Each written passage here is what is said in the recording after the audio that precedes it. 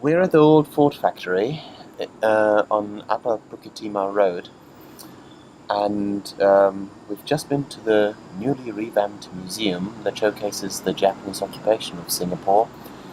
And let me start by asking you, what do you think? What's your first impression of Well, this museum?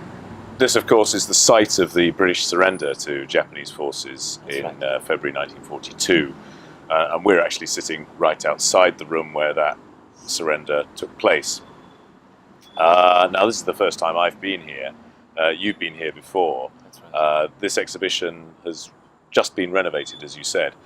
And there's some controversy surrounding that renovation. Can you explain why that controversy? I mean, you've asked me for my impressions, Right. but since this is my first visit, I'd like to. Fair enough. Fair enough. Now, what struck me is that, first of all, the first time I visited the old Ford factory was a few years ago. I think it was in 2011, and the Ford factory and the museum in it has been around since the early 2000s. Right. So it was another push by the National Heritage Board to commemorate the Japanese occupation, and back then the interior was rather different. So the topics that were exhibited were different. For instance, there was a strong focus on POWs in Singapore. As far as I remember, there was definitely mention of certain resistance units such as the MPAGA, the Malayan People's Anti-Japanese Army, so the communist Chinese guerrillas operating on the Malayan Peninsula. As well as the British guerrilla force. 136. That's it, yeah. Exactly. But they've done a rather striking revamp. So they shifted the focus, and we can talk about the focus. So previously it was on the surrender and the war itself. Anything on the occupation in the earlier exhibition?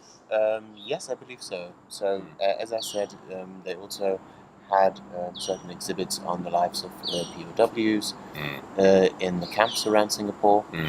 Anything on Suk Ching and about the Suk Ching, the massacre of the Chinese after the Japanese occupation. But what we have here is about half of the exhibition actually dealing with the post-war period. That's right. Was that in the earlier exhibition, or is that all completely new?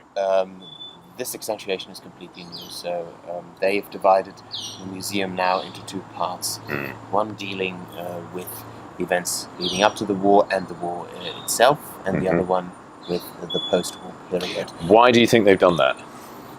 Well, first of all, what I discovered is also that they were using more oral history accounts in this exhibition, and what they wanted to do is perhaps factor these in and tell a different story.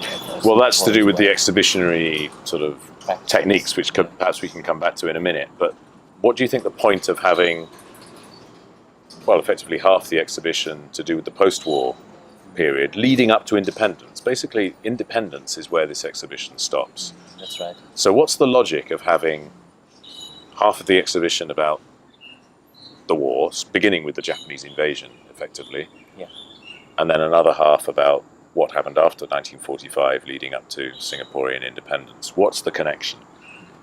Well, apart from chronology. I would actually say they were trying to fill in some of the missing bits in this period leading up from 1945 to eventual independence, where it was also made clear that the British previously had no intention of giving Malaya or Singapore self-government.